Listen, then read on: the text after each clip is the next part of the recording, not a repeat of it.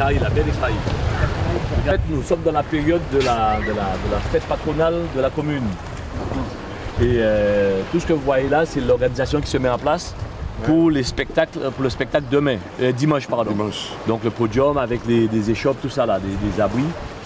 Et je voulais attendre les autres un peu. Et la mairie, alors vous avez la mairie, le bâtiment qui est à gauche là, et l'église qui est au centre du ponton, dont la porte est au centre du ponton, avec une histoire tout à fait particulière. Et cette image là de l'église, de la porte de l'église en face du ponton, c'est une image, c'est une photo qui a fait le tour du monde. Partout dans le monde, on connaît cette image-là. Même si on ne sait pas où c'est, mais cette image a fait le tour du monde. C'est l'emblème de communication de la ville des Zanzarlais. D'ailleurs, quand vous voyez le logo de la ville, c'est ça. D'accord? Donc, ce qui caractérise le bourg des Zanzarlais, c'est son architecture avec des petites maisons en bois, et que les différents maires jusqu'à maintenant ont voulu sauvegarder, garder le cachet architectural de la commune. D'accord? Alors, nous sommes en 1492, quand les premiers colons arrivent ici. Et quand ils arrivent ici, ils rencontrent des autochtones, des Caraïbes. C'était le peuple qui était là avant. Et évidemment, il s'est passé ce qui s'est passé. Donc, les peuples d'ici, le peuple Caraïbe a été disséminé et a été chassé. Et en fait, il y a quand même eu une entente pour éviter le bain de sang entre Denambuc, le colon qui est arrivé ici, et les Caraïbes.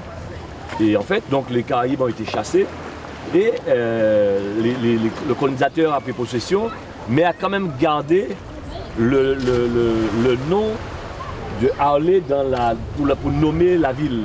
Donc c'est pour ça que ça s'appelle l'Aisance d'Harley. Harley était le chef Caraïbe qui habitait ici avant. Donc si c'était l'Aisance, donc ils ont accepté de garder le nom d'Harley. Et Harley est parti et après il est mort. Donc mais c'est dans toute la Caraïbe, dans toutes les Amériques, c'est comme ça. Les colons sont arrivés et il y avait un peuple avant des peuples qui ont été anéantis, exterminés, génocidés.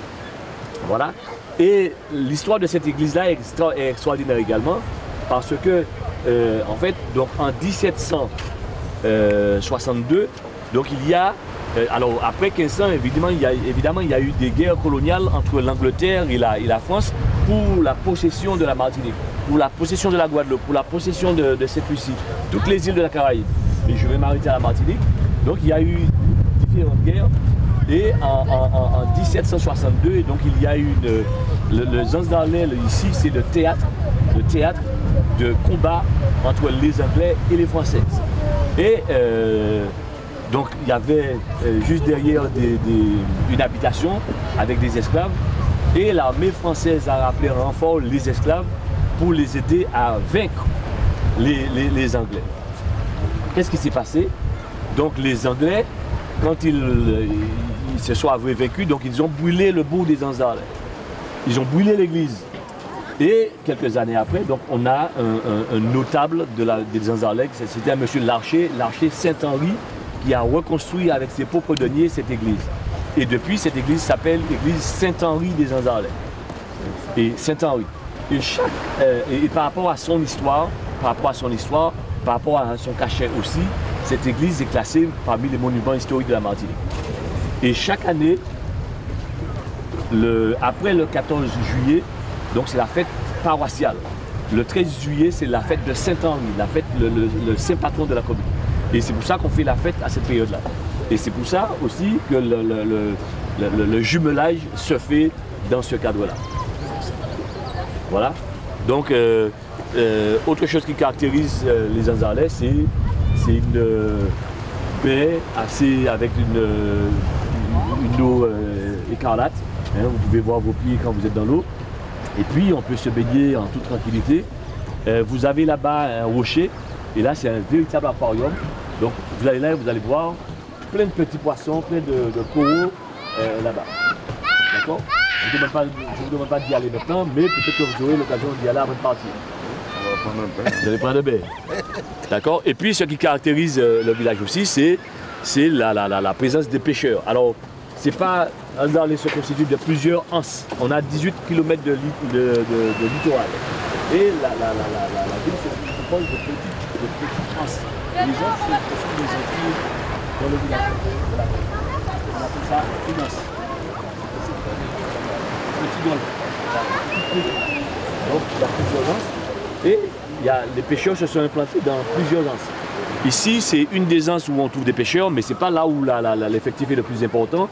Et là-bas, nous avons un marché aux poissons. Nous avons là-bas aussi des infrastructures, des équipements pour les pêcheurs et principalement un truc de réfrigération pour les poissons. C'est-à-dire les pêcheurs, quand ils arrivent de la mer, ils peuvent laisser leurs poissons là, ils peuvent conserver et les vendre le lendemain. Après. Voilà, d'accord. Mais Petite Anse, le village dans lequel on va pour l'inauguration de la maison de service à la population, c'est le plus gros village de pêcheurs des Anzarlais. Alors il faut retenir que les Anzarlais dans sa globalité est une des villes avec la meilleure production de poissons. On est la deuxième ville producteur qui produit le plus gros tonnage de poissons, mais c'est la ville aussi où il y a un des plus taux importants de marins pêcheurs. D'accord? Comment vous êtes arrivé à dompter la nature jusqu'à ce niveau? Parce que nous également, on a ce paysage au début. On a ce paysage. Quelle est la volonté? Est-ce que c'est la volonté de l'État central? Est-ce que c'est la volonté? Est-ce que c'est du temps des colons? Quand est-ce que vous avez pu faire arriver à avoir jusqu'à arriver à ce niveau d'infrastructure et dompter la nature? Alors en fait, on est sur une île. C'est ou bien on habite sur le littoral, ou bien on habite dans les bords. Voilà, ça s'est imposé. Et donc, ça s'imposait. Mais quand bien même on va s'installer dans les bords, l'État central veille à ce qu'on ne construise pas n'importe où. Par exemple là, parce qu'en fait il y a une préservation de la nature, ce qui est très bien. Il y a une préservation de la nature, il y a des endroits où on ne peut pas aller habiter. C'est pas de façon sauvage. C'est pas de façon sauvage. Oui, il y a un plan local d'urbanisation et il est respecté. Il y a des endroits et les maires se battent des fois avec l'État pour gagner un peu de terrain de temps en temps pour pouvoir loger les gens. Parce que soit on ouvre un peu pour loger les gens, ou soit on va les faire habiter dans des bâtiments à 10 étages, 20 étages, etc. Donc il y a un dilemme qui se pose aux collectivités, aux maires de Martinique. Mais ils ont bien conscience qu'il faut sauvegarder les bords. Donc des fois, par exemple sur le plan d'urbanisation, il y a ce qu'on appelle des zones rouges. Et ces zones-là, on ne doit pas construire du tout. Et il y a des zones qui sont jaunes où il y a des... En plus d'être dangereux des fois, mais on a des zones sismiques. Ah oui. Parce qu'on a souvent des problèmes à l'intérieur. Donc il y a des endroits où fondamentalement on ne peut pas habiter. Il ne faut pas aller habiter. D'accord? Donc je ne sais pas si j'ai répondu à... C'est bien ça. Il y a combien d'agglomérations qui constituent la commune? Et quelle est la population? Alors c'est une question piège, on a un peu moins de 4000 habitants. On est à 3800, disons 3900. Oui, 3900. Et on a, c'est une population où il y a beaucoup de jeunes. Combien de quartiers? Donc on a une dizaine de quartiers. Ça, j'aurais dû savoir ça. Il y a une dizaine de quartiers qui ne sont pas habités de la même manière. Donc les quartiers qui sont au bord de mer sont évidemment peuplés. Et puis les quartiers dans les montagnes, il y a beaucoup moins de gens qui habitent là. D'ailleurs, ces quartiers, qui sont moins peuplés, sont les vrais viviers de la commune. C'est là qu'on peut trouver des élevages et de la production agricole. Et quelle est l'activité économique de la région? La pêche. La pêche et le tourisme. La pêche et le tourisme. Qu'est-ce qui vient? L'agriculture, le tourisme. La pêche pour le tourisme. En termes de masse monétaire, tout ça. Oui. Vous avez combien d'entrées pratiquement dans l'année pour le plan de tourisme? Alors, alors, pour répondre à cette question, je vais dire deux choses. On sait que la ville des Anzarlais est la commune la plus visitée ou la deuxième ville la plus visitée de la Martinique. Donc c'est pour dire que les touristes viennent ici. La deuxième commune. Voilà, la plus visitée. C'est la première chose.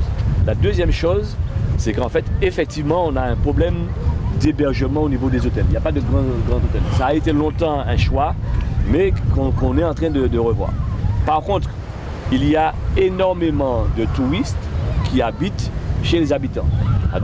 Les gens ont une maison. Résidence de famille. Voilà. En famille. Voilà. Ok, Voilà. ok. On a qu'à faire famille Et d'accueil. ça, on a du mal à le quantifier. Ok, ah oui, ça vient jouer. Ouais. Oui, oui, On a du mal à le quantifier.